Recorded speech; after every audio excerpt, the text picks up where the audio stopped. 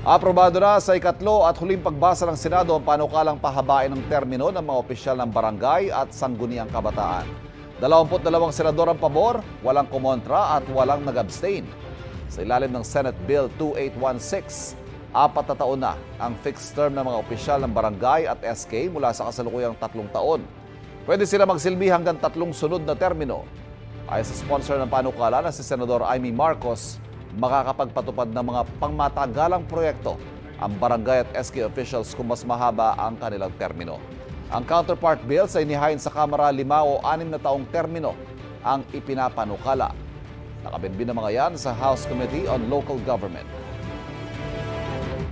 Kapuso, huwag magpapahuli sa latest news and updates. Mag-iuna ka sa balita at mag-subscribe sa YouTube channel ng GMA Integrated News.